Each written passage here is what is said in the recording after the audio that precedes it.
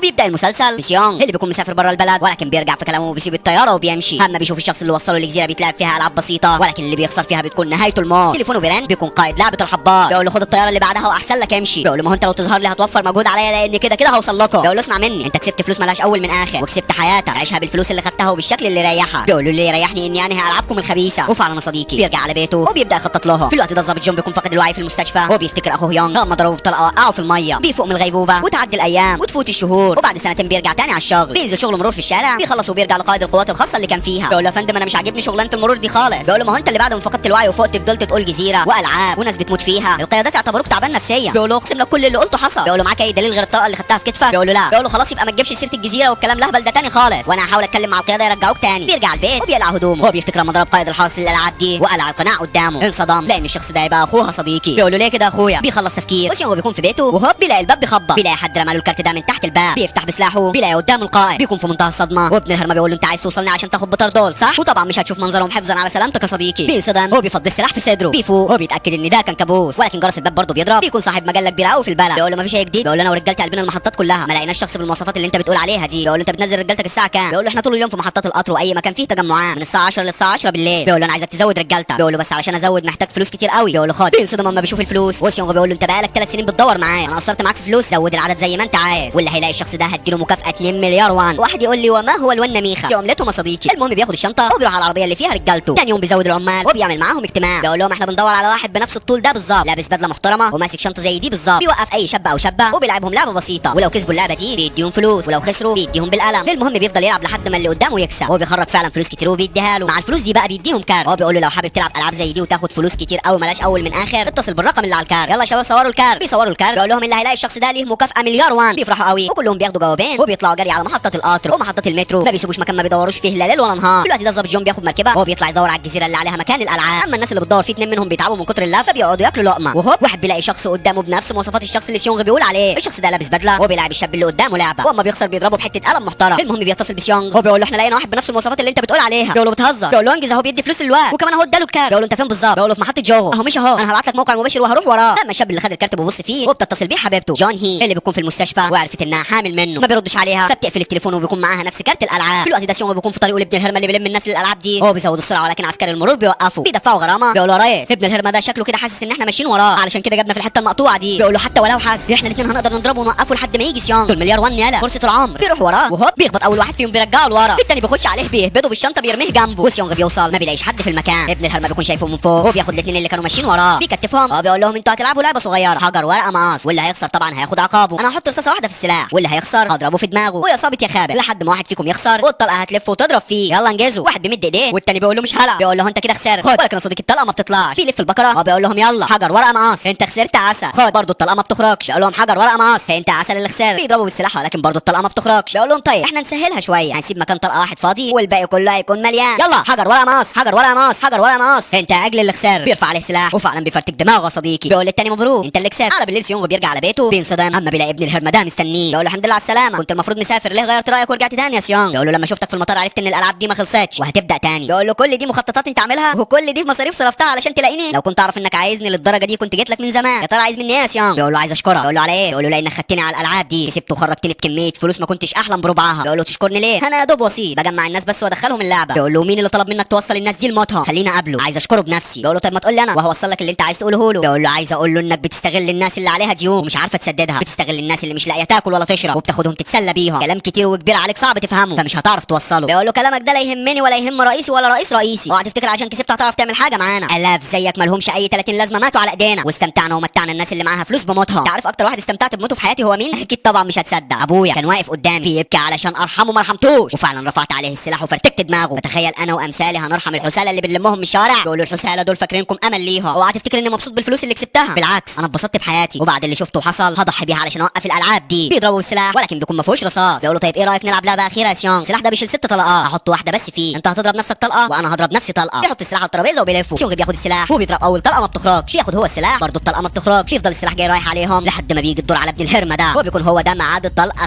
خارجه لا محاله وفعلا بتخرج عليه وبيتوكل على الله يموت. في الوقت ده جونغ بيطلع في الفندق اللي فيه سيونغ. هو بيخش الاوضه دي بيلاقي الشخص اللي ابن الهرمه كان بيلعبه من شويه متكتف في كله بقه. بيقول له بص ايدك ما تقتلنيش. بيقول له فين سيونغ؟ بيقول له تعالى اوريك مكانه. بياخده على المكان هو بيثبت سيونغ بالسلاح وهوب اللي وصله بيخبطه بالطفايه دي بيجيبه على الارض. سيونغ بيرفع عليه سلاح السلاح. هو بيقول له انت مين؟ بيقول له ده انا اللي اتصلت بيك وقلت لك لقيت الشخص اللي انت بتدور عليه، بس ابن الهرم قتل زميلي. بيبص وراه بيلاقيه ميت جنبه. بيقول له ايوه هو ده اللي قتل زميلي، كويس انك قتلته. ما بيركزش معاه وبيكتف الظابط جون في الحمام. جون بيقول له انا ما جيتش هنا علشان اذيك، فاكر الحرس المقنعين اللي كانوا في الالعاب؟ انا كنت واحد منهم. بالاماره سالتك تعرف حد اسمه هوانغ؟ بيقول له لا احنا ما نعرفش اسماء بعض هنا. بيقول له هوانغ ده يبقى اخويا، انا كنت بدور عليه هنا ولحد دلوقتي بدور عليه وعايز اوصل للجزيره دي مش عارف، قلت اجي لك انت احط ايدي في ايدك واكيد هنوصل للجزيره دي. بيقول له انت عايز توصل لاخوه، انما انا عايز اوصل لرئيسهم الكبير اللي بيرتب الالعاب دي، هخلص عليها علشان ما تتلعبش تاني. بيقول له ده هتوصل له ازاي؟ بيقول له بالدعوه دي، في واحد منهم عايز يقابلني. بيقول له اللي كان بيدير الالعاب دي لابس قناع اسود. بيقول له اسمه ايه؟ بيقول له ما اعرفش، كانوا بيقولوا له يا قائد، بس ده مش لوحده لو هو اللي عايز تقتله. بيقول له اصلا قتله مش هيفيدني، انا بس عايز اوصل له لاني هيوصلني للي بعده واللي بعده هيوصلني للي بعده لحد ما اخلص عليهم كلهم. بيقول له الالعاب دي بيعملوها ناس تقيله قوي في البلد، بس فكني علشان اقدر اساعدك. بيفكوه وبياخدهم على الخزنه بتاعته. بينصدموا لما بيشوفوا الفلوس قدامهم. بيقول لهم دي الفلوس اللي كسبتها منهم، وهي نفس الفلوس اللي هحاربهم بيها. جون بيقول له انا معاه ومش عايز اي فلوس، والتاني بيقول له برضه انا مش عايز اي فلوس بس معاه. ابن الهرمه ده قتل زميلي مش هسيب حقه، انا معاك يا ريس. جون بيقول له انت هتحاربهم بالطبنجه دي؟ سيونغ بيدخلهم اوضه فيها اسلحه وذخيره ملاش اول من اخر. هو بيقول لهم اتدربوا كويس وعايزكم تجيبوا رجاله ونعمل جيش علشان لما اقابل ابن الهرمه ده تمشوا ورايا ونقفشه. بيجيبوا دكتور الاسنان ده بيقلع له ضرس من ضروسه وبيركب له ضرس صناعي بيكون فيه شريحه GPS. واخيرا بيجي اليوم اللي هيقابل فيه الشخص اللي بعت له الدعوه، بيبعت له العنوان وبيروح على الحفله. جون بيفضل مستنيه بره ومراقب كل تحركات سيونغ على GPS. سيونغ بيفضل ماشي لحد ما بيشوف ابن الهرمه اللي لابس قناع عليه مربع، بيروح وراه بيفتح له باب العربيه دي، بيركب والعربيه بتتحرك بيها. جون بيتحرك وراهم وسيونغ ما بيلاقيش اي حد في العربيه، بيسمع من السماعه دي حد بيكلمه. هو بيقول له ازيك 456، فاكر الرقم ده يا سيونغ؟ بعد ما كسبت الالعاب دي اتكلمت معاك كنا في نفس العربيه دي. بيقول له انا مش فاكر ان كانت هي العربيه دي ولا لا. بيقول له يا خساره، كنت فاكرك هتاخد الفلوس دي وتعيش حياه حلوه وسعيده بس انت فقري. بيقول له ما كنتش اعرف انك مهتم بيا قوي كده، كفايه كلام في مصلحتي حلوه علشان هبكي. بيقول له كنت المفروض تركب الطياره وتمشي، صدقني رجوعك مش في صالحك يا سيونغ. بيقول له انا ما نسيتش اللي حصل وهو ده اللي رجعني. بيقول له ايه اللي رجعك؟ قول لي ايه اللي ريحك؟ بيقول له توقف الالعاب دي، حياه الناس مش لعبه في ايديكم. بيقول له انت ليه محسسني ان احنا بنجبر حد يلعب؟ احنا اخترعنا الالعاب ومعانا الفلوس، الناس ليها حريه الاختيار يكملوا في الالعاب ولا ما يلعبوش، دي مش شغلانتنا يا سيونغ. بيقول له من 456 لاعب واحد بس يعيش دي تسميها حريه؟ تسميها عدل؟ ده ملهوش غير اسم واحد، اجرام. بيقول له الناس اللي بيموتوا في الالعاب دي كلهم ميتين يا سيونغ، رساله مالهمش اي 30 لازمه في الحياه. وجون وباقي الرجاله ماشيين وراهم. جون بيقول لهم هي دي اللحظه، يلا وقفوا العربيه. بيكون خلاص يوقفوها ولكن بيخرج عليهم قناص بيضرب كاوتش اول عربيه. جون بيروح جري وراهم وبيكون خلاص يحصل العربيه اللي فيها سيونغ، ولكن القناص ابن الهرمه برضه بيضرب كاوتش العربيه. سيونغ بيرفع سلاحه على الازاز اللي بينه وبين السواق وبيقول له وقف العربيه، ما بيوقفش، بيضرب بالسلاح ولكن الازاز بيكون ضد الرصاص يا صديقي. بيقول له انت غلبان قوي يا سيونغ، لحد دلوقتي ما تعرفش انت بتتعامل مع مين. احنا عالم لو عشت طول حياتك مش هتعرف تجيب اخره، حبينا نخرجك من العالم بتاعنا وانت مش عايز تخرج. بيقول له رجعني للالعاب بتاعتكم. بيقول له عايز تشارك في الموسم ده؟ بيقول له بالظبط، عايز اشارك مع اللعيبه اللي راحوا. بيقول له اشمعنى؟ من شويه كنت عايز نوقف العربيه. بيقول له هروح اساعد الناس اللي غشتوهم وارجعهم تاني لاهاليها. ايه انت خايف مني ولا ايه؟ مش واثق في نفسك وفي الناس اللي وراك؟ رجعني تاني للالعاب دي. بيقول له انا مش خايف يا سيونغ، انا خايف منك على نفسك، فاكر نفسك بطل وهتروح هناك تنقذ الناس، صدقني هتروح هناك هتاخد على عينيك، مش مننا يا سيونغ، من اللعيبه نفسهم، اللعيبه اللي انت رايح اصلا علشان تنقذهم. بيقول له هنشوف. وجون بيكون سامع كل اللي بيتقال. سيونغ بيقول له يلا خدني على هناك. بيقول له خلصانه. بيخرج عليه دخان بينيمه وبيفتح الازاز واللي بيكلمه بيكون القائد يا صديقي. بيقول له الحمد لله على السلامه يا سيونغ. في الوقت ده جون بيلم رجالته وهو بيطلع على المركبه دي ورا الشريحه اللي في درس سيونغ. وسيونغ يا صديقي بيصحى من النوم على الموسيقى الرخمه اللي مستحيل ينساها. بيصحى هو وباقي اللعيبه وبينزلوا تحت الحرس بيخشوا عليهم. المربع بيقول لهم احب ارحب بكم ترحيب من النار، احنا جبناكم هنا علشان تلعبوا 6 العاب مختلفين على مدار ال6 ايام اللي هتقضوهم معانا، واللي هيكسب هياخد مبلغ محترم يصلح بيه حياته البايظه ويقضي الباقي من عمره مرتاح. فيهم بتقول له معلش يا روش، انت بتقول احنا جايين هنا هنلعب، ليه بتخطفونا بقى؟ بيقول لها احنا ما بنخطفش حاجه، احنا اديناكم كارت وانتوا اللي اتصلتوا وجيتوا هنا بمزاجكم، هتروحوا ازاي؟ دي شغلانتنا احنا. الثانيه بتقول له طيب وانتوا ليه مغطيين وشوشكم؟ بيقول لها دي قوانين القائد، ما ينفعش حد يشوفنا او تعرفوا اسامينا. حلوه دي بتقول له معلش بس اللبس ده واسع عليا، ممكن اروح للترزي يظبطه لي، ويا ريت تغير لي اللون، بحب اللون الوردي. ما تستعجليش على الالوان يا قمر، كلها كام ساعه وهتبقى احمر في احمر، بس الصبر. المهم سو بيقول له انا فين الكوتش بتاعي؟ انت عارف الكوتش ده انا جايبه بكام؟ هو يونغ بيقول له طب بعد اذنك انا عايز محفظتي كان فيها فلوس كتير قوي وتليفوني عليه كل شغلي، لازم اتابع شغلي من التليفون ده، تعوضني على الخسائر اللي هخسرها. يشغل الشاشه. هو بيقول ميونغ كان فاتح قناه على اليوتيوب، كنت بتقنع المشتركين بتوعك يشتروا عمله مشفره، وبسببك الناس اللي متابعاك خسرت في العمله 15 مليار وان، اتقفلت قناتك والشرطه بتدور عليك دلوقتي، فضلت تستلف فلوس وعليك ديون مليار و800 الف وان، وانت يا هيون عليك 330 مليون وان، وانت يا مين عليك ديون 45 مليون وان، وانت يا سو كنت مغني فاشل عليك 2 مليار وان ديون، وانت 3 مليار وانت 5 مليار. اما الكارثه اللي وسطكم والمصيبه الكبيره جون مديون ب 10 مليار وان. الكل بيبص عليه يقول لهم بتبص على ايه؟ انا خدت قرض كبير زي ده وكنت ناوي اسده بس المشروع بتاعي ما نجحش. المربع بيقول لهم ده اثبات بسيط لكل واحد فيكم، مندوبنا قابل كل واحد فيكم في مكان مختلف ولعب معاكم لعبه واما كسبتوا اداكم حقوقكم، والكارت اللي هيوصلكم هنا لكم الحريه في كل حاجه، تلعبوا تمشوا من هنا ده براحتكم انتوا، ولكن فكروا في حياتكم بره هتكون عامله ازاي بالديون اللي عليكم. كل واحد يفكر ويقرر هيخرج بره يعمل ايه ولا هيكمل ازاي حياته، انما لو لعبتوا هتخرجوا بمبلغ محترم يعيشكم الباقي من حياتكم في نعيم من غير ما تتعب يوم واحد في شغل. سيونغ بيتاكد من الشريحه اللي في درسه موجوده ولا طارت، وجون بيروح على النقطه اللي شايفها على GPS. في الوقت ده ابن الهرم المربع بيقول لهم دي الحصاله اللي هينزل فيها الفلوس بعد كل لعبه هتلعبوها، واللي هيكسبوا هياخدوا فلوس الناس اللي هتخسر، واللي هيخسروا فلوسهم هتنزل في الحصاله دي وهتتقسم على الناس اللي بيكسبوا. سيك بيقول له كام المبلغ بتاع الالعاب كلها تقريبا؟ بيقول له 45 مليار وان. بيقول له طب لو واحد بس كسب كل الالعاب هياخد الفلوس دي لوحده؟ بيقول له ده اللي هتعرفوه بعد اول لعبه، وبعد كل لعبه هتلعبوها هنعمل تصويت بين اللي عايزين يكملوا واللي عايزين يمشوا، وراي الاغلبيه هو اللي هيمشي. سيونغ بيقول له بس انا عايز افهم حاجه، هو احنا لو مشينا بعد اول لعبه هناخد الفلوس اللي هتنزل في الحصاله؟ بيقول له بالظبط، هتتقسم عليكم بالتساوي. يبص على الكاميرا اللي وراه اللي بيكون شايفها مين؟ ابن الهرمه قائد الحرس يا صديقي. وهوب مسك بتقول لابنها ايه اللي جابك هنا؟ يلا بينا نمشي من هنا. بيقول لها لو النبي امه هلعب مره واحده وناخد الفلوس ونمشي. المربع بيقول لهم لو كنتوا حابين تلعبوا لازم الاول تمضوا العقود. بيقفوا طوابير وكل واحد فيهم بيمضي العقد بتاعه. ميونغ بيمضي وبيرجع تاني على مكانه. سو يونغ بيقول له على فين يا عسى؟ طبعا ما تعرفنيش، انا كنت مشترك في قناتك وخسرت فلوس كتير قوي بسببك. من فلوسي يا ابن الهرمه. بيقول له يا عم هو انا ضربتك على ايدك؟ بيقول له انت حلفت ان سعر العمله بتاعتك دي هيرفع وسعر العمله نزل في الارض. بيقول له يا عم دي حظ. بيقول له لا مش حظ، انا هاخد فلوسي منك. بتمنى لك انك تكسب لاني مش هسيب حقي وهاخد فلوسي منك. وبيسيبه ويمشي. سيونغ بيوقع العقد وبعد ما بيخلصوا بيخرجوا يتصوروا بره. الكل بيتصور مبتسم الا سيونغ لانه عارف الوضع محزن قوي يا صديقي. بيطلع فوق وهوب جونج باي بيقول له ولا سيونغ. بيقول له خرب بيتك اللي جابك هنا. بيقول له نفس اللي جابك هنا فقري الفلوس. بيقول له اسمع الالعاب دي مش زي ما انت فاكر. بيقول له قصدك ايه يعني؟ بيقول له مش هتفهمني دلوقتي خالص بس مهما حصل تسمع كلامي وتمشي ورايا. بيقول له يا عم من غير زعيق حاضر. في الوقت ده الظابط جون بيكون قرب من النقطه وبيقول للرجاله تخشوا انتوا انا هستناكم هنا. في الوقت ده سيونغ وباقي اللعيبه بيخشوا قاعه الالعاب واول لعبه طبعا الكل عارفها ولكن الوحيد اللي عارف اللي هيخسر في اللعبه دي بيحصل فيه ايه هو سيونغ يا صديقي. قبل ما تبدا اللعبه بيطلع الدرس من بقه يطمن على الشريحه والظابط بيكون خلاص وصل للنقطه ولكن بيلاقي نفسه قدام واحد تاني خالص. سيونغ بيقلع الدرس اللي فيه الشريحه هو بيكون في منتهى الصدمه اما بيلاقي الدرس فاضي صديقي. اولاد الهرمه سوحوهم وشالوا الشريحه. بيفضل في صدمته وبيروح جري قدام الكل بيقول لهم اسمعوني كويس الكل يسمع مفيش وقت. اللعبه دي اللي بيخسر فيها بيموت. اول واحد بيقول له هنموت واحنا بنلعب اشاره خضراء اشاره حمراء. ايه يا عم انت بتستهبل؟ بيقول له لو اتحركت اما تقول اشاره حمراء وحد فيكم خسر هتموتوا كلكم. بيفضلوا يضحكوا عليه واللعبه بتبدا يا صديقي. العروسه بتتحرك والقائد ابن الهرمه بيكون متكيف وبيقلع القناع بتاعه. سيونغ بيقول لهم ما تخافوش اثبتوا اياكم حد يتحرك. محدش بيسمع له والعروسه بتلف عليهم تاني محدش بيتحرك. بيقول لهم العروسه دلوقتي هتلف كلنا نتحرك مره واحده. العروسه بتلف على الشجره بيقول لهم اتحركوا. بترجع تاني عليهم بيقول لهم اثبتوا. العروسه بتلف بيقول لهم يلا اتحركوا. وسيونغ بيقول للبنت دي شكلك حلو قوي بس خلي بالك في نحله على رقبتك. بتفضل تصوت والنحله بتجري من عليها. بتقول له ايه ده انا اتحركت وما حصلش حاجه الراجل ده طلع مجنون. بتاخد الطلقه اللذيذه بالطب ساكته على الارض. سيونغ بيقول لهم ما حدش يتحرك. الست اللي بتكون جنب البت اللي ماتت بتبص عليها وبتصوت. كل اللي حواليها بينهار وينهار على اللي بيحصل فيهم ينهار. بيتخلص عليهم واحد ورا الثاني وكل اللي على لسان سيونغ ما حدش يتحرك من مكانه. العروسه بتلف وسيونغ بيرفع حبايه من اللي معاه بيتجنن. وسيونغ بيقول لهم خليكم صفين ورا بعض الطويل في الاول والقصير وراه. وفعلا بينفذوا كلامه ولكن في ناس كتير قوي ما بتعرفش السيطره على خوفها يا صديقي. بيتخلص عليهم والبنت دي بتتحرك بتضرب بتحرك اللي وراها. بيقول لهم انا ما اتحركتش هي اللي زقتني. بياخد طلقه في رجليه وبمجرد ما بتلف العروسه على الشجره الكل بيتحرك. الراجل بيقول لهم الحقوني. ناس كتير بتعدي وسيونغ بيعدي ولكن بيشوف الراجل ده لسه عايش. بيرجع له تاني والوقت بيكون خلاص هيخلص ولكن بيشدوا العروسه بتلف بيكون خلاص هيقع ولكن هو بتمسك معاه الناحيه الثانيه. ما بيكونش فاضل غير 5 ثواني وكل اللي بره هيتفرتكوا صديقي. 3 2 يخرجوا في الثواني الاخيره. سيونغ بيقول للراجل انت كويس؟ يقول له تسلم ولكن بيتخبط بطلقه بتخلص عليه. بيرجعوا على العنبر وكلهم بيكونوا في منتهى الصدمه. الحرس بيخشوا عليهم والمربع بيقول لهم الف مبروك على مكسبكم في اول لعبه. خلينا نشوف اللي كسبوا كام واللي خسروا كام. بيظهر على الشاشه بيقول لهم اللي خسروا 91 لاعب. مسك بتقول لهم ابوس ايديكم مشونا من هنا احنا مش عايزين حاجه احنا عايزين نعيش مشونا وفلوس ابني انا اللي هعرف اسددها بنفسي. ارقد يلا. كلهم بيرقدوا. بيقول لهم مع احترامي ليكم احنا مش خاطفينكم ولا بنحاول ناذيكم احنا بنحاول نكسبكم فلوس تعيشكم حياه كريمه بره. سيونغ بيقول له البند الثالث بيقول اذا صوت الاغلبيه ان احنا نمشي هنمشي. بيقول له كلامك صح. بيقول له خلاص ابدا التصويت. بيقول له حاضر بس الاول خلينا ننزل لكم الفلوس اللي كسبتوها وهتتقسم عليكم قبل ما تمشوا. بينزل الفلوس كلهم بيفضلوا باصين ما بيكونوش مصدقين كميه الفلوس اللي نزلت. بيقول لهم من الاغلبيه صوتوا انكم تمشوا هتمشوا والفلوس دي هتتقسم عليكم. جيونغ بيقول له يعني كل واحد كده هياخد كام؟ بيقول له اللي في الحصاله دول 9 مليار وان ان اتقسموا عليكم كل واحد هيطلع له 24 مليون وان. سيونغ بيقول له 24 مليون بس انت قلت 45 مليار. بيقول له يبقى انت ما فهمتش كلامي كويس. الفلوس اللي نزلت دي بتاعت اللعبه اللي انتوا خسرتوها دلوقتي. لو لعبتوا اللعبه الجايه وفي لعيبه خسرت تاني الفلوس دي هتزيد وكل ما اللعيبه خسرت كل ما الفلوس زادت لحد ما توصلوا للعبه الاخيره اللي هيفضل فيها لاعب واحد هو اللي هيكسب ال 45 مليار. كلهم بيكونوا في منتهى الحيره والفلوس بتعميهم يا صديقي. واحد منهم بيقول له ليه نصور احنا عايزين نكمل اللعبه الجايه. بيقول له غيرك مش عايز يكمل واحنا ما بنجبرش حد على حاجه. دلوقتي هنبدا التصويت وفعلا بيبداوا التصويت. بيقول اللي مش عايز يكمل يدوس اكس واللي عايز يكمل يدوس على الدايره. هنبدا بالرقم الاعلى وننزل واحده واحده. اللاعب 456 اتفضل. سيونغ بيخش وطبعا بيدوس على الاكس. اللي بعده بيدوس دايره واللي بعده بيدوس دايره. اللي عايزين يكملوا عددهم بيزيد وسيونغ بيكون عارف ان الفلوس عمياهم. بيقول لهم في ايه مالكم ما تخلوش الفلوس تعميكم. جونغ بيقول له انت مالك يا جدع انت ما تسيب كل واحد يعمل اللي هو عايزه براحته. بيقول لهم هتموتوا يا اغبياء. بيقول لهم ما هو احنا لو خرجنا من هنا يا اما هنتسجن من البنوك يا اما اللي ليهم ديون عندنا هيقتلونا يا نعيش عيشه فل يا نموت احنا الكل. الست دي بتقول له لا نعيش ونحاول نشتغل بره ونجمع فلوس. كل واحد معترض عنده كلمه بيقولها وكل واحد عايز يكمل عنده كلمه بيقولها. بيخشوا في بعض. سيونغ بيقول لهم كفايه انا لعبت الالعاب دي قبلكم. في اللعبه الاولى قبل ما حد يموت قلت لكم اللي هيخسر هيموت نفس عددكم كان هنا وكلهم ماتوا ما فضلش غيري انا بس. حموكشه بيقول له قصدك تقول انك انت اللي كسبت ال 45 مليار لوحدك؟ بيقول له بالظبط واذا كملنا هنا كلنا هنموت. جونغ بيقول له انت كداب وطالما كسبت 45 مليار ايه اللي رجعك تاني؟ بيقول له رجعت علشان ما تمشوش نفس الطريق اللي احنا مشيناه. بيقول له لا يا قلبك كبير بص انا هصدقك وطالما انت معانا اكيد عارف الالعاب هتقول لنا عليها فما حدش فينا هيموت يبقى كلنا نكمل يا رجاله. بيهيصوا وسيونغ بيقول لهم اهدوا بقى. واحد من الحرس بيقول له اخرس خالص مفيش وقت نضيعه في نصايحه كل اللي عايز حاجه هيعملها. بيكملوا التصويت وبرضه اللي في دماغهم بيعملوه. فيهم اللي عايز يكمل وفيهم اللي مش عايز يكمل وفيهم اللي خايف يكمل واغلبهم خايفين من اللي هيحصل لهم بره من الديانه اللي بيدوروا عليهم يا صديقي. النتيجه بتبقى 180 ل 180. بيخش سي امه بتقول له هتدوس على الدايره يالا. بيغمض عينيه هو بيدوس على اكس يا صديقي. بيتعادلوا واخيرا بيخش اللاعب رقم واحد. اللي عايزين يكملوا بيقولوا له دوس دايره واللي مش عايزين بيقولوا له دوس على الاكس. يخش على الجهاز وايده بتفضل في النص وهوب بيدوس على الدايره. اللي عايزين يكملوا بيفرحوا قوي واللي مش عايزين بيكونوا في منتهى الصدمه. واللي داس على الدايره ده هو مين؟ يونغ ايه القائد الحرس يا صديقي. العشاء بيحضر وسيونغ ما بياكلوش نفس للاكل. ابن الهرمه بيروح له وبيقول له سامحنا اخويا بس انا ضغطت على الدايره علشان انت معانا. جونغ باي بيقول له يا صاح انت اكيد طبعا عارف ايه هي اللعبه الجايه. كلهم بيتلموا حواليه بيقولوا بيقول لهم اللعبه الثانيه كانت لعبه الحلاوه والاشكال. بيقول له طب وانهي كان اسهل؟ بيقول لهم شكل المثلث. بيقول له طب والاصعب؟ بيقول له الشمسيه. يونغ إل بيقول له يا سلام، في حد مغفل اختار الشمسيه؟ بيفتكر لما فتح العلبه بتاعته لا فيها شمسيه يا صديقي. بيقول لهم اكيد. بيقول له اكيد كلهم ماتوا اللي اختاروها صح؟ بيفتكروا وهو بيلحس فيها وما بيردش عليه. ده هو بيقول له خلاص يا اسطى احنا هنختار كلنا المثلث. يونغ بيقول لهم وطوا صوتكم يا جدعان، لو الكل اختار المثلث محدش هيموت والفلوس هتفضل زي ما هي مش هتزيد. يونغ بيقول له نعم انا اصلا هنا علشان اساعد الناس وهنصح الكل علشان محدش يموت. تغور الفلوس يا عم. بيسيبوه يمشوا وسيب بيروح على السرير لامه ولكن ما بيلاقيهاش موجوده. بتكون مع جون هي. بتقول لها انت حامل يا بنتي صح؟ طب وايه اللي جابك مكان زي ده تلعبي الالعاب دي وانت حامل؟ سيك بيقول لها انت فين اما؟ بتقول له استنى يالا. ويونغ إل بيروح لسيونغ بيقول له ممكن اقعد معاك شويه؟ بيقول له اقعد. بيقول له انا عارف انك زعلان مني. بيقول له هو زعلي ده على نفسي؟ انا زعلان على الاغبياء دول اللي الفلوس عمياهم. بيقول له بس انا الفلوس مش عمياني، انا عندي مراتي بين الحياه والموت عايزه عمليه بفلوس كتير قوي. يقطع كلامهم دي هو اللي بيقول له سيونغ باشي انا شفتك وانت ماسك القياده وبتقول وقفوا اتحركوا، كنت جامد مالكش حل. يونغ بقى بياخد باله من الوشم اللي على دراعه. هو بيقول له انت كنت في المشاه البحريه؟ بيقول له ايوه عرفت ازاي؟ بيقول له من العلامه دي. بيقول له خلصان علشان تعرف بس ان وسطكم جندي مقاتل. بيقول له انا كمان كنت في المشاه بس اعلى منك رتبتين ثلاثه. بيقول له تحت امرك يا فندم. بيقول له خلاص يا ابني من النهارده انت في الفريق بتاعي. بيقول له تحت امرك يا فندم. في الوقت ده سو بيروح لميونغ وبيقول له هتديني فلوسي امتى؟ بيقول له مش لما اخد منك فلوس اصلا ابقى اديها لك. بياخد الاكل من الطبق بتاعه وبيديله في وشه. هو ابن الهرمه صاحبه بينزلوه على الارض. هو بيكسروا عظم وشه. يونغ بينزل له هو بيقول سيب الواد منك ليه ده انت؟ بيقول له طب ما سيبك من اللي انت جاي فيه ده وتخليك في حالك. بيقول له حاضر. وهي واحده باتنين التاني بيخش عليه، هي واحده على الارض بيمحيه بيمسك سوم من رقبته وبيقوم خلاص هينهيه ولكن بيسيبه والكل بيفضل يسقف له. بيفرح قوي وسيونغ في باله بيقول له عاش عليك يا بطل. تاني يوم الصبح كلهم بيخرجوا على اللعبه وكلهم بيختاروا المثلث. بيلاقوا بالشكل ده يا صديقي يعني مستحيل هيطلع من الدايره اللي هو فيها. سيونغ بينصدم وبيعرف ان كلهم في خبر كان اللعيبه كلهم بيهجموا عليه وهوب بيصحى على نفس موسيقى الصباح اللي ما بيطيقهاش اصلا. بينزل تحت ويونغ بيروح لجون هي بيقول لها معلش انا اسف. بتقول له على ايه؟ بيقول لها لاني بعدت عنك كان عندي ظروف والديانه بتجري ورايا. بتقول له ظروف ولا عرفت ان حامل قلت شيلتها وشيلها. بيقول لها الكلام ده مش وقته خالص، انت ازاي هتلعبي وانت حامل؟ بتقول له مالكش دعوه انا ما عنديش حل تاني غير ان العب والفلوس اللي هاخدها اربي بيها ابني. بتسيبوا كلهم بيخرجوا على صاله الالعاب بيسمعوا التعليمات واللي بتديهم التعليمات بتقول لهم يا ريت تعرفوا ان اللعبه دي بتتلعب بفريق مكون من 5 اشخاص، يا ريت كلكم تقسموا فرق قدامكم 10 دقائق. جونغ بيقول لهم ايه ده يعني احنا مش هنلعب لعبه الحلاوه؟ بيقول له الظاهر كده لا. بيقول له مش انت لعبت هنا قبل كده؟ بس فخس عليك غلطانين ان احنا وثقنا في واحد زيك. يونغ إل بيقول لهم كفايه بيسيبوه ويمشوا وسيونغ بيقول له انا اسف يا اسطى. بيقول له على ايه؟ من الطبيعي انهم يغيروا الالعاب انا مصدقك وبثق فيه وهنبقى انا وانت في فريق واحد. جونغ بيقول لهم وانا معاكم وداي بيقول لهم وانا معاكم يا فندم. جونغ بيقول لهم بس احنا كده ناقصين واحد، روح يا ديج معلنا واحد زيك. بيقول له تحت امرك يا فندم. وفعلا بيروح وبيرجع بواحد. يونغ بتقول لهم خدوني معاكم. بيقول لها بس احنا كاملين. بتقول له معلش انا حامل. كل 5 بيتجمعوا مع بعض وقت الاختيار بيخلص وبيقعدوا يسمعوا تعليمات الالعاب واللي هيحصل كالتالي يا صديقي. كل 5 فريق واحد رجليهم هتربط في رجلين بعض هيتحركوا حركه واحده لحد ما يوصلوا لاول لعبه اللي هي هتكون ايه؟ الجوابين واحد على الارض هيخبطوا في بعض لازم الجواب الاحمر يتقلع. اللعبه اللي بعدها حجر بيثبت واللاعب بيضربه بحجر تاني من مسافه يوقعه. اللعبه الثالثه بتكون شغله يا صديقي هتشوفها دلوقتي. اللعبه الرابعه بتكون لعبه البلبل اسمه بكس عندنا صديقي لازم تلف عليه الحبل ده وتخليه يلف على الارض. اللعبه الخامسه البتاعه دي بتنططها 5 مرات على رجليه من غير ما تنزل على الارض. بعدها الفريق كلهم بيروحوا على الحبل بيقطعوه بكده كسبوا الجوله. الفريق طبعا 5 اشخاص كل واحد فيهم هيلعب لعبه مختلفه وما ينفعش حد يختار لعبه وزميله يلعبها له وكل ده لازم يتعمل في 5 دقائق بس والا الفريق كله هيخسر. المهم جونغ باي بيقول لهم حلو قوي احنا معانا بنت اكيد بتعرفي تلعبي شغله صح؟ بتقول له عمري ما لعبتها. ده هو بيقول له بصراحه انا كنت بلعبها مع اخواتي البنات. جونغ بيقول لها طيب انت بتعرفي تلعبي ايه؟ بتقول له لعبت الجوابات وكسبت الراجل ساعتها في المحطه كتير قوي. جونغ بيقول له انا هلعب لعبه الحجرين انا كنت الاول في الرمايه كنت دايما بنشن واضرب صح. بيقول له طيب فاضل البلبل. يونغ إل بيقول له براحتك اللي ما تعرفش تلعبه سيبه لي انا يا سيون. بيقول له انت عرفت اسمي منين؟ بيقول له صاحبك كان بيندهلك بيه لو زعلت خلاص. بيقول له ما علينا انت هتلعب ايه؟ بيقول له هلعب البلبل. وفعلا اول فرقتين بيبداوا وكل فرقه بيمشوا خطوه واحده مع بعض. اول واحد بيرمي الظرف على الارض وبيضربه بالتاني بيقلبه من اول ضربه بيفرحوا قوي وبيخشوا على ثاني لعبه. حماده بيمسك الحجر بيرميها على الحجر اللي واقف ولكن ما بتجيش فيها صديقي. بيروحوا كلهم يجيبوا الحجر بيقعوا على بعض وبيقوموا وبيرجعوا تاني. يونغ بيقول لهم احنا لازم نكسب لعبه الحجر دي من اول مره والا هتخسرنا وقت كتير. لما الفريق الثاني بيضرب الحجر وبيروح على اللعبه اللي بعدها اوكي بتمسك الشغله بترميها على الارض وبتتلف الحجر الاول والثاني والثالث الرابعه بتخب منها وبتبدا تاني من الاول. ما بيكونش فاضل غير 3 دقائق ونص. اما الفريق الثاني حماده لسه بيرمي في الحجر وبرضه ما بيجيش في الحجر الثاني صديقي. بيروحوا يجيبوا الحجر والبنت اللي في الفريق الثاني بتلعب شغله بتلم الحجر كلهم وبتقلبهم على ظهر ايديها. واحد منهم بيقع وبتبدا تاني من الاول. اما صاحبنا ده بيرمي الحجر برضه ما بيجيش يا صديقي. زمايله بيمسكوا فيه ولكن بيشجعوه وبيرجعوا ياخدوا الحجر تاني. والبنت اللي في الفريق الثاني بتكمل بتقلب الحجر على ظهر ايديها. زميلها بيقول لها يلا اخر خطوه اقلبيهم وهاتيهم كلهم في ايديكي. بتقلبهم كلهم بيفرحوا وبيخشوا على اللعبه اللي بعديها. اما الفريق الثاني الواد برضه بيجيب الحجر المره دي بيركز بيرمي الحجر على الحجر الثاني اخيرا بيجي. بيفرحوا قوي ولكن الحارس بيقول لهم فشلتوا لانك دوست على الخط. بينصدم وبيروحوا كلهم يجيبوا الحجر تاني. اما الفريق الثاني بيوصلوا للعبه البلبل اكشن بيلف الحبل ولكن من كتر التوتر بيتفك منه تاني. والفريق اللي الناحيه الثانيه برضه بيجيبوا الحجر حنبله بيرميه ما بيوصلش اصلا للحجر الثاني من كتر الرعب بيعملها على روحه. والناحيه الثانيه صاحبنا اخيرا بيلف الحبل على الباك بيضرب على الارض ولكن ما بيلفش. اما الفريق اللي الناحيه الثانيه بيجيبوا الحجر للمره المليون بيرميه واخيرا بيجي في الحجر الثاني صديقي. يقول لهم انا نجاح انا نجاح يلا بينا. بيبصوا على الوقت بيلاقوه خلاص. الفريقين بيتفرتكوا بالاسلحه والكل بيكون في منتهى الصدمه. بيلموا جثثهم في التوابيت وصاحبنا ده بيكون لسه عايش. بيقول لهم الحقوني. بيتخبط طلقه في دماغه والثانيه في قلبه بيتخلص عليه. فرقتين جداد بيقفوا منهم فرقه هيونغ بيكون فيها سيك وامه. هيونغ بتقول لهم احنا هنقدر نعملها صدقوني الالعاب سهله بس محتاجه برود اعصاب. وفعلا بيكتفوهم وبيبداوا لعب. البت ميس السهتانه دي بتمسك الجواب بتخبطه على الثاني ما بيلفش اعصابهم بتبدا تتعب. سيك بيقول لها ما تخافيش لف الجواب وجربي. بتلف الجواب وبتضرب واخيرا بيتقلب. بيروحوا على اللي بعديها. سيك بيمسك الحجر بيرميها على الحجر اللي واقف ما بيجيش فيه. كلهم بيروحوا على الحجر خطوه واحده بياخدوه وهيونغ بتقول لهم بصوا احنا هنرجع بالظبط زي ما جينا. يونغ إل بيقول لهم حلو قوي يا رجاله لما نحب نرجع بنفس الطريقه دي هنكسب وقت اكتر. وفعلا سيك بيمسك الحجر امه بتقول له اسمع يالا تخيل ان الحجر ده وش الشخص اللي بوظ حياتك. بيقول لها ابن الهرمه ده والله دمرني. بيفرح قوي وبيكون لسه قدامهم 3 دقايق. بيخشوا على اللعبه اللي بعدها وام مسك بترمي الحجاره وهي في منتهى الثقه. بتتلفى الاول في الثاني في الثالث الرابع بيقع منها. بتبدا ترتبك بتلمهم واحده واحده وبترمي وبتلم 2 2 وهوب بيقع منها واحد تاني. بتفشل اللعبه. المفروض هتبدا من جديد ولكن بنت الهرمه دي بتقول لها عجوزه انت مش قلت انك بتعرفي تلعبيها؟ هي بتكتم بقها وسيك بيقول لها اسمعي يا اما انت اقوى من المخدرات. انت المخدرات نفسها بتمسك الاحجار وهاتي يا رفع نزل بوم طخ. بتيجي اخر حركه سيك بيقول لها تخيل ال5 احجار دول صوابع البنت اللي ابويا خانك معاها. بتقول له بنت الهرمه دي خربت بيتي. بتفتح ايديها بيكونوا ال5 احجار في ايديها. بيجي الدور على بنت الهرمه اللهافه دي. بتمسك الباكس ما بتعرفش تلف الحبل. بترتبك وربنا لو لوحدها كنت اتمنيت لها الخساره صديقي. المهم ما بتعرفش تلف الحبل. هو بتقول خلاص الصنم اللي انا بعبدها اتخلت عني خلاص كلنا هنموت هنا. يوم بتلسعها بحته قلم وبتمسك البلبل. هو بتقول لها وربنا لو ما ركزتي لخرم عينيكي قبل ما تموتي. بتقول لها حاضر يا اختي. ما بيكونش فاضل غير 39 ثانيه. بتلف الحبل وبترمي الباكس على الارض. الحمد لله بلاف. الكل بيفرح لهم وبيكملوا على اخر لعبه. يوم بتقول لهم مش عايزه حد يبص عليا. بتبص على الوقت اللي بيكون خلاص هيخلص يا صديقي. بتنزل البتاعه دي على رجليها 1 2 3 4 5 كلهم بيفرحوا وبنفس الخطوات بيروحوا على الحبل. الوقت بيكون خلاص هيخلص ولكن بيقطعوا الحبل في الثانيه الاخيره ومن بعدها كل فريق بيقوم يلعب دوره. ناس كتير بتكسب وناس بتخلص الالعاب ما بتلحقش توصل للحبل وبيموتوا يا صديقي. واخر فرقتين فيهم بيكون فريق سيونغ وفريق الناحيه الثانيه. الكل بيكون ساكت وجونغ بيقول لهم احنا ما فيش اي حد يشجعنا خالص ولا ايه يا دادا. بيقولوا ده احسن يا فندم على الاقل ما نبقاش مرتبكين واحنا بنلعب. بيقول للفريق اللي قدامه شدوا حيلكم يا رجاله هنخرج سوا مع بعض من هنا. يونغ بيقول لهم ما تقلقوش هنكسب لان معانا اللي كسب الالعاب دي كلها قبل كده ولا يا سيونغ. بيقول له اكيد. بيخشوا الحماس ماليهم وجون بتمسك الظرف من اول خبطه بتقلبه. بيخشوا على اللعبه اللي بعديها. جون بيمسك الحجر ومن اول رميه بيخبطوا. بيفرحوا قوي وبيكملوا طريقهم للعبه الثالثه. تلاقيه بيمسك الشغله وبيلم حجر بعديها 2 2 بعديها 3 1 بيرميهم على الارض ومره واحده ال5 كلهم على ظهر ايده. بيقلبوا وبيمسكهم مره واحده. بيكسبوا وبيخشوا على اللعبه اللي بعديها. الفرحه ما بيكونش سايعاهم وده بيقول لهم معقول هنكسب كل الالعاب من اول مره؟ ده احنا كده هنعدي الفلنكات. بيوصلوا لرابع لعبه. يونغ بيمسك البلبل. تفهمنيش غلط يا صديقي. هو بيلف الحبل عليه وهي رميه على الارض ما بيلفش يا صديقي. بيرتبك وبيروحوا يجيبوه تاني. بيرجعوا بظهرهم. بيرميه تاني برضه ما بيلفش. بيرميه تالت ما بيلفش. بيقول له لا لا لا انا حمار مش معقول كلنا هنا هنموت. ما تعملش في نفسك كده حبيبي في حلول كتير في الصيدليه. سيونغ بيقول له اهدى انت اقوى من البلبل والوقت بيكون خلاص قرب يخلص يا صديقي. ابن الهرمه بيركز بيخبط الباكس واخيرا بلاف. وسيونغ بياخد البتاعه دي النطه الثانيه الثالثه الرابعه بتبعد بيكون خلاص على الارض ولكن يونغ بيمد رجليه بيلمسها في اللحظات الاخيره. الحارس بيقول لهم سامبو يعني كسبوا يا صديقي. بيروحوا جري على الحبل. ما بيكونش فاضل غير ثانيتين ولكن قبل ما تخلص الثانيه الاخيره بيقطعوا الحبل وبيعدوا. بيفرحوا قوي والفريق اللي قدامهم بيخسر. في الوقت ده سويونغ بيقول لزمايله كده الفلوس مش هتزيد قوي لان في ناس كتير كسبت. سيونغ بيخش بزمايله وسك وامه بيفرحوا لهم قوي. الحارس بيخش عليهم والمربع بيقول لهم الف مبروك على مكسبكم الجوله الثانيه. خليني اوريكم مكاسب الجوله دي. بينزل لهم الفلوس بيعميهم اكتر يا صديقي. بيقول لهم اللي خسروا 110 لاعب والفلوس اللي في الحصاله 20 مليار وان وانتوا عددكم 255. لو الفلوس دي اتقسمت عليكم كل واحد هيطلع له 78 مليون وان. واحد منهم بيقول له ايه يا عم دول حتى مش مكملين كل واحد فينا 100 مليون. عد اللي ماتوا كويس اكيد انت غلطان. الثاني بيقول له المره الجايه موتوا ناس اكتر عشان الفلوس تزيد يا عم اكتر. بيقول لهم احنا مقدرين اللي انتوا حاسين بيه خلينا نصوت لان اكيد في ناس مش حابه تكمل وطبعا كلنا عارفين لو الاغلبيه قالت نعم هنكمل. قالوا لا هنمشيكم بفلوسكم. هم مسك بتقول له كل اللي معاها اياكم تقولوا نعم خلينا نمشي من هنا احنا مش ضامنين المره الجايه مين هيموت. يونغ بيبص لرجالته. يونغ بيقول له ما تقلقش المره دي هضغط على اكس. المربع بيقول لهم المره دي هنبدا برقم 1 وانت طالع يلا رقم 1. يونغ بيروح وطبعا بيدوس على اكس. 2 بيكون سيك. امه بتقول له اوعى تدوس على الدايره يالا. بيقول لها حاضر يا امه. بيروح عند الجهاز هو بيبص على الفلوس وبيضغط دايره. هم بتنصدم واللي بعديهم بيخش كتير بيدوس على الدايره وكتير بيدوس على اكس. يونغ بيقول لهم اسمعوني كويس. يونغ قبله بيقول لهم انتوا اتجننتوا لسه عايزين تكملوا في القرف ده كلنا هنموت لو كملنا ما تخليش الفلوس تعميكم. ابن الهرمجون بيقول له انا قلتها لصاحبك وهقولها لك انت كمان لو خرجنا هنا بالفلوس اللي ملهاش اي 30 لازمه دي مش هنغطي بيها نص ديوننا ولكن لو لعبنا جوله كمان ومات نص اللعيبه هنخرج على الاقل كل واحد فينا ب 5 6 مليار. التاني بيقول له عندك حق. البنت دي بتقول لهم انا مش عارفه ايه اللي جابني هنا انا عايزه اروح لامي. والتاني بيقول لهم انا عايزه اروح لمراتي وعيالي. جونغ بيقول لهم احنا لو لعبنا جوله واحده بس كلنا هنعدي الفار يبقى نلعب جوله كمان. وفعلا يا صديقي كلهم بيهيصوا له ويونغ بيكون زعلان من بره ولكن من جوه في منتهى السعاده. التصويت بيبدا وطبعا اللي بيكسب باكتساح اللي عايزين يكملوا. سيك بيقول لهم مسامحيني يا ام بس لو طلعنا بالفلوس دي مش هنقدر نسد بيها ديوننا خلينا نلعب الجوله الجايه وبس. بتقول له خلاص يلا ما تبكيش. في الوقت ده سيونغ بيقول لزمايله بصوا مش هينفع ننام كلنا لازم واحد فينا يفضل صاحي علشان يحمي الباقي. الطمع دخل في قلوب الناس اللي هنا. واحد فينا هيفضل صاحي والباقيين هيناموا وهنقسم الوقت مع بعض. وفعلا بيناموا وسيونغ بيقعد مع صاحبه وبيفتكروا ايامهم بره سوا. في الوقت ده ام سيك بتصحى وبتروح الحمام بتاخد معاها جون هي وميون وبتخش بيهم. ميون بتتعب وام سيك بتخش تساعدها حاجه مالناش دعوه بيها صديقي. المهم تاني يوم اللعبه الجديده بتبدا وال 255 لاعب بيخشوا القاعه بيسمعوا التعليمات من الست اللي بتقول اللعبه دي ما فيهاش اي فرق. هتقفوا كلكم على الخشبه دي هتلف بيكم وبمجرد ما تقف هقول لكم على عدد الاشخاص اللي هيكونوا معاكم 2 3 4 5 6. ومجرد ما تعرفوا عدد الاشخاص تجمعوهم وتخشوا اوضه من الاوض اللي قدامكم دي. لو دخلتوا زياده عن الرقم اللي هقوله هتخسروا ناقصين هتخسروا ما تخشوش خالص برضه هتخسروا. يوم بتقول لزمايلها خلينا قريبين من بعض لو كان الرقم 3 أو 6 ايا كان هنتصرف ساعتها. وسيونغ وزمايله بيفضلوا جنب بعض. اللعبه بتبدا والخشبه بتلف بيهم كلهم بيفضلوا مستغربين ومره واحده بتقول كل 10 يخشوا في اوضه واحده. سيونغ وزمايله بيكونوا 5 بيدوروا على 5 تانيين. بيقول له هيون انتوا كام؟ بتقول له احنا 4. بيقول لهم عايزين واحد كمان. هيون بتقول لهم اهي هناخد دي معانا وفعلا بياخدوها وبيخشوا جري على الاوضه. كل واحد جمع 10 بيخش بيهم. هم بيخلص الوقت البيبان بتتقفل عليهم اوتوماتيك. اللي بره بيخسروا وخساره يعني موت يا صديقي. كل اللي جوه بيكونوا في منتهى الصدمه. هو بيخرجوهم بعد ما بيشيلوا الجثث تاني. الخشبه دي بتلف بيهم والكل بيكون واقف مرعوب الا سو ابن الهرمه وزمايله اللي بيكونوا مسرسرين. المهم مره واحده الخشبه بتقف وبتقول لهم 4. ابن الهرمه سو بيغدر بزميله وبياخد الباب وبيخش بيهم جوه. اما سيونغ بيقول لهم احنا 5 روحوا انتوا انا هتصرف. يونغ بيقول لهم لا خشوا انتوا اوضه وانا اللي هتصرف. وفعلا بيسيبهم وسيونغ بيفضل قلقان عليه. بيخشوا وبيقفلوا الباب. كل اللي معاه فريق بيخش بيه واللي بره يا عيني بيتفرتكوا. ثلاثه بيشغلوا دماغهم وبيخشوا كلهم اوضه واحده. منهم واحد بيقول لهم ما تخافوش، ما خدوش بالهم ان احنا ثلاثه. غلبان. الحارس بيشوفهم في الكاميرا بيقول للحرس اللي بره اوضه 33 خسروا. الحارس بيخش عليهم بسلاحه وبيفرتكهم جوه. بيلموا الجثث وبيفتحوا البيبان تاني. بيخرجوا كلهم وسيونغ بيدور على يونغ بيقول لهم انا هنا اهو. بياخدوه بالحضن وجون هي بتقول له الحمد لله على السلامه. بيقول لها عقبال ما اقول لك الحمد لله على سلامه البيبي. بيضحكوا وهم يونغ بيبصوا وبيكون غيران عليها منهم. بيقفوا على الخشبه وبتبدا تلف بيهم تاني. مره واحده بتقول لهم ثلاثه. هيهم بتقول لزمايلها هنتقسم اثنين وكل اثنين يجمعوا واحد. سيب بيفضل يدور على واحد معاه هو وامه وهوب الاثنين دول بياخدوه من امه. بيقول لهم دم يا كلاب. بياخدوه معاهم. ابن الهرمه بيستسلم وبيخش معاهم بمزاجه وهوب هم بتفضل واقفه وعارفه خلاص ان دي النهايه يا صديقي. مره واحده حد بيسحبها بيكون يونغ ويونغ. الوقت بيخلص والبيبان بتتقفل عليهم واللي بره كلهم بيتفرتكوا. يونغ بيقول لها ابنك فين؟ بتقول له ها؟ بيقول لها ابنك مش اللي كان معاكي دايما ده ابنك؟ بتقول له اه ما هو ضاع مني في الزحمه. تسلموا يا رجاله. بيخرجوا بره ويون والبنت اللي معاها بيجوها جاري. بياخدوها بالحضن وسك بيقول لها ماما. بتروح تاخده بالحضن. بتقول له انا مش زعلانه منك. بيطلعوا على الخشبه وبتبدا تلف بيهم تاني. مره واحده بتقف وبتقول لهم سته. يونغ بيقول لهم احنا كتير، سته يروحوا على الاوضه والباقي مننا هيتصرف. ايه هو بياخد هيون وسك وامه وجون هي ومين هو بيروحوا جري على الاوضه. بيلاقوا فيها ابن الهرمه يونغ. بيقول لهم اطلعوا بره. هيون بتقول لهم الاوضه دي فاضيه. بيروحوا جري عليها وهوب بتاخد كتف بتقع على الارض. بتكون خلاص البيبان هتتقفل وهيون بتقول لها مين؟ ولكن يونغ بيزقها وبيقفل الباب في اللحظات الاخيره. بتفضل تخبط عليهم وهيون بتقول لها ما تخافيش ما تخافيش مين؟ بتاخد طلقه بالطب على الارض ساكته. بتقول لهم يونغ انت السبب في موتها. بيقول لها سبب مين؟ ما كانش في وقت تقوم وتجيلك، كان الوقت خلاص هيخلص وكلنا كنا هنموت. بدل ما تشكرينا عشان انقذت حياتكم ما تقولوا كلمه حق يا جدعان. يونغ بتقول لهم هو صح كلنا كنا هنموت لو استنينا. بيخرجوا بره وهيون بتكون في منتهى الحزن. يونغ بيقول لجون هي تسلمي. بتقول له ما تفتكرش اني سامحتك، انت قلت كلام صح فشهدت لك. ويونغ بيخرجوا بره وبيطلعوا على الخشبه تاني. الكل بيكون على اعصابه وهي بتلف بيهم. جونغ بقى بيقول لهم تفتكروا المره دي هيكون العدد كام؟ يونغ بيقول له 2. بيقول له عرفت ازاي؟ بيقول له لان احنا 126 وفي 50 اوضه عايزين يصفونا على 100. وفعلا يا صديقي الخشبه بتقف والرخمه بتقول 2. يونغ بياخد جونغ باي وبيروح جري على الاوضه. وسيونغ بيسحب اللي جنبه وسيك بيسحب امه يونغ بيسحب حبيبته وسو يونغ بياخد صاحبه وبيروحوا جري على الاوض. بياكلوا في بعض علشان الاوض وكلهم بيخشوا الا يونغ يا صديقي. بيلحق ابن الهرمه ده قبل ما يخش جوه. هو بيخش جوه بيلاقي زميله بيقول له اخرج بره. ما بيخرجش والباب بيكون خلاص هيقفل. ولكن يونغ بيمسكه من رقبته وفي الثانيه الاخيره بيخلص عليه وبكده اللي اتحسب جوه الاوضه دي 2. يونغ بيكون في منتهى الصدمه وكلهم بيخرجوا من اللعبه وبيرجعوا على عنبر. يونغ بيقول لحبيبته انا اسف صدقيني كنت متشوش من كتر الديون اللي عليا. اما نخرج من هنا هنعيش سوا انا وانت وابننا. بتقول له ما بقتش اثق فيه. وسيونغ بيقول لهم على ما اعتقد ان احنا مش هنكسب التصويت المره دي لان اللي عايزين يكملوا كتير. وهوب بيخش عليهم الحراس. المربع بيقول لهم الف مبروك على فوزكم الجوله دي، خليني اوريكم ارباح الجوله. في الوقت ده الظابط يونغ بيوصل للجزيره دي. هو بيكون مطير كاميرا في الجزيره. بيشوف باب بيقول لرجالته خلينا نشوف الباب ده باب ايه. في الوقت ده المربع بيقول لهم خلينا نبدا تصويت. هنبدا باللاعب رقم 456. ابدا. سيونغ بيخش وطبعا بيدوس على اكس. اللي بعده بيدوس اكس واللي بعده بيدوس دايره. وسيك اخيرا بيحط اكس وهيون بتحط اكس. في الوقت ده الظابط جون بيبعت رجالته عند الباب اللي شافه. واحد بيقرب وبمجرد ما بيفتح الباب بينفجر فيه والتصويت بيوصل 49 ل 49. اللي قبل الاخر بيضغط نعم بيبقى 50 ل 49. بيجي الدور على اخر واحد اللي هو رقم 1 اللي هو مين؟ يونغ ابن الهرمه صديقي. بيروح على الجهاز ولكن بيضغط اكس بتبقى 50 ل 50. واحد من اللعيبه بيقول له طيب يا عم المربع مين اللي كده كسب؟ بيقول لهم على حسب القوانين ان لو حصل تعادل زي ده في التصويت هنعمل تصويت تاني ولكن ارتاحوا النهارده وفكروا كويس في مستقبلكم وبكره هنبدا تاني تصويت. يونغ بيكون عارف اللي هيحصل. في الوقت ده جون بيقول لرجالته كده انا اتاكدت ان المكان ده اللي احنا عايزينه. في الوقت ده اولاد الهرمه بينزلوا لهم العشاء وسيونغ بيفتح اكله. هو بيتاكد من الشكوك اللي جواه اما بيلاقيهم حاطين شوك لكل واحد في اكله. واللعيبه بيتقسموا الفريقين فريق اكس وفريق الدايره اللي عايزين يكملوا واللي مش عايزين. كل شويه يتخانقوا مع بعض. وسو ابن الهرمه بيكون في الحمام بينزل على الواد ده. يونغ بيقول له ما تسيب الواد في حاله يا رخم. بيقول له طب ما خليك في نفسك انت لك عظم وشك وبعدين في الفلوس يالا. بيقول له كلتها عليه. بيقول له بجد وانا هاكلك دلوقتي. بيقول له الحقوني يا ناس فريق الدايره عايزين يضربوني علشان انا واحد من فريق اكس. بيقول له بجد طب الحقوني يا فريق الدايره فريق اكس عايزين يضربوني. فريق الدايره بيقف في ظهر سو وفريق اكس بيقف لها. سو بيقول لهم مش هتقدروا علينا احنا مش جبنه ولا خايفين من الموت. وبالنسبه لحبيبتك وعد مني بعد ما اخلص عليك هخش على حبيبتك واعمل معاها الجلاشه وهي حامل في ابنها. بيغضب وكلهم بيخشوا على بعض. كل واحد بيمسك واحد بيغزغزه بالشوكه اللي معاه. وابن الهرمه سو بيجيب ميونغ تحت منه وبيفضل ضاغط على رقبته. بيكون خلاص هيقتله ولكن بيخرج الشوكه دي وبيغرزها في رقبته. بيخلص عليه وكل واحد ماسك التاني بيشويه. والحرس بره واقفين قدام الحمام ولا كأن في اي حاجه بتحصل. الكل بيسمع بره اللاعب 277 خسر، اللاعب 125 خسر، اللاعب 50 خسر، اللاعب 23 خسر، اللاعب 203 خسر. وفلوسهم بتنزل في الحصاله. الكل بيستغرب واللي في الحمام كلهم بيخرجوا. صاحب سو بيقول لهم الحقونا فريق اكس ضربونا في الحمام. واحد من فريق اكس بيقول لهم انتوا اللي بداتوا الضرب عايزين يقتلونا عشان يكسبوا التصويت اللي بكره. جونغ بيقول لهم حلو قوي تعالى نعد احنا كام ونشوف هم كام. بيعدوا ودول كمان بيعدوا واللي بيعد فريق اكس بيقول لهم حلو قوي احنا 48 اللي مات مننا 2 بس وهم مات منهم 3. عسليه بتقول له يعني احنا كده هنفرق عنهم بصوت. بيقول لهم اكيد شدوا حيلكم واياكم حد يغير رايه. الحرس بيقول لهم يلا جه وقت النار. في الوقت ده الحرس كلهم بيطلعوا بره وبيقفوا قدام العنبر من بره. سيونغ بيقول لرجالته ركزوا معايا فريق الدايره عرفوا ان احنا ازود منهم بواحد يعني احنا اللي هنكسبهم في التصويت وهنمشي. وعرفوا كمان ان القتل في العنبر عادي. واولاد الهرمه دول حطوا لنا شوك في الاكل عايزين نخلص بيها على بعض. وفريق الدايره مش هيعدوها على خير هيهجموا علينا. سيك بيقول لهم صح احنا لازم الاول نهجم عليهم. داي بيقول له انت صح. سيونغ بيقول لهم غلط ده اللي هم عايزينه عايزين ناكل في بعض ودي لعبه من ضمن العابهم بس احنا مش هنهجم على فريق الدايره احنا هنهجم على الحرس نفسهم. يونغ بيقول له ازاي يعني؟ بيقول له زي ما بقول لك اللعيبه اللي في فريق الدايره الفلوس عمياهم واللي بينزل الفلوس دي الناس اللي مرتبه الالعاب احنا لازم نخلص عليهم علشان اللعبه دي تقف مدى الحياه. هنخلص على الحرس وبعدها نروح على القائد لحد ما نوصل لرئيسه ونخلص عليه. بيقول له طيب ازاي هنضربهم من غير سلاح؟ بيقول له ده اللي انا بخطط له من ساعه ما جه. احنا هنسيب فريق الدايره يهجم علينا واحنا كلنا مش هنتدخل هنسيب باقي فريق اكس يهجم عليهم واحنا هنستخبى ونستنى اللحظه الحاسمه. بعد نص ساعه هيجان في العنبر الحرس هيخشوا علشان يفكوا اللعيبه عن بعض. هي دي اللحظه اللي احنا هنستناها. هناخد الاسلحه من الحرس ونبدا نخلص عليهم ونطلع بعد كده نخلص على اللي بره لحد ما نوصل لاوضه القائد. من هناك هنعرف الطريق اللي هيوصلنا لرؤساء اللعبه الرؤوس الكبيره. هنخلص عليهم ونمشي من هنا كلنا بره برضه بالفلوس. وفعلا يا صديقي فريق الدايره بيتسحبوا في الضلمه واولاد الهرمه بيهجموا عليهم. الحرب بتبدا في العنبر وكل واحد بيمسك في الثاني بالشوكه بيخرموا، بينزلوا تخبط في بعض وناس كتير بتموت يا صديقي. الحرس بيخشوا وبيبعدوهم عن بعض. سيونغ وزمايله بيكونوا مرميين على الارض، هم مجرد ما الحراس بيقربوا منهم بيمسكوا فيها بياخدوا اسلحتهم وبينزلوا فيهم تخبيط، واخر حارس فيهم بيستسلم. واحد من فريق اكس بيرفع على فريق الدايره سلاح. سيونغ بيقول له اهدى، احنا ما عملناش كل ده علشان نقتلهم بالسلاح، احنا عملنا كل ده علشان ننقذ حياتهم ونخلص على الكلاب اللي عموها. سيونغ بتبدا تدمر في الكاميرات اللي في العنبر وحرس المكان كلهم بياخدوا اسلحتهم وبيتمركزوا في المكان. سيونغ بيقف وبيكون حواليه رجالته من ضمنهم يونغ هو بيقول لباقي اللعيبه احنا هنحارب الكلاب دول وهنخلص على القائد بتاعهم، اللي عايز يجي معانا يجي واللي خايف يقف. وسيك بيكون رايح، امه بتقول له لا. سيونغ بيفرح قوي باللي هيروحوا معاه وبيحترم وبيقدر خوف اللي ما جوش معاه. هيون بتقول لباقي الفريق اسمعوني كويس، انا كنت ضابط في الجيش، الزرار ده لو دوسنا عليه السلاح هيضرب تلقائي، ولو دوسنا العكس هيضرب طلقه طلقه، والافضل نخليه طلقه طلقه علشان الذخيره اللي معانا ما تخلصش بسرعه. بتخش تاني وسيونغ بيروح على المربع بيقول له على القناع، لا على القناع، بيقول له يلا خدنا على القائد بتاعك. بيطلع قدامهم وبنت الرخمه بتقول على جميع اللعيبه التوجه الى العنبر والا هيخسروا في اللعبه. بيكملوا وهوب الحرس بيضربوا عليهم، بينزلوا تخبط فيهم بالاسلحه. والبنت هيون دي بتكون حريفه صديقي، الطلقه الخارجه منها بحارس نفس النظام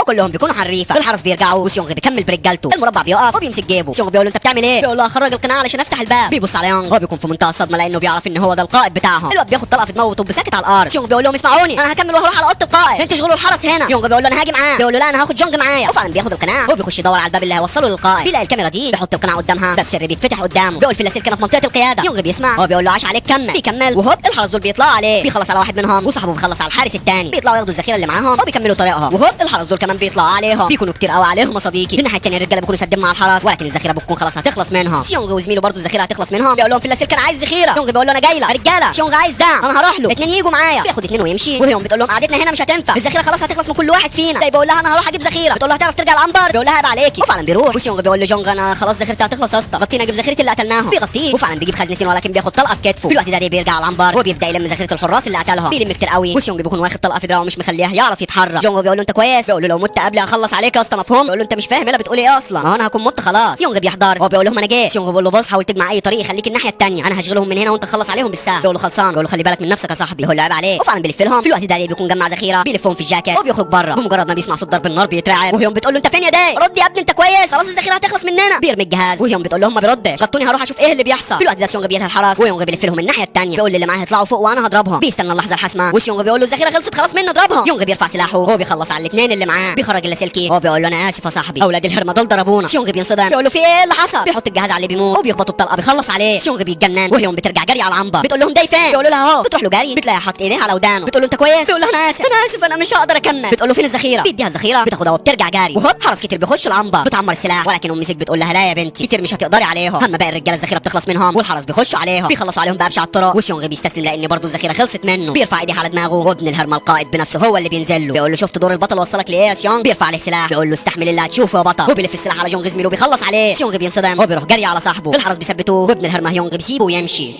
وهنا بينتهي الجزء الثاني من المسلسل. عارف يا صديقي انك محتار ومستني الجزء الثالث على نار.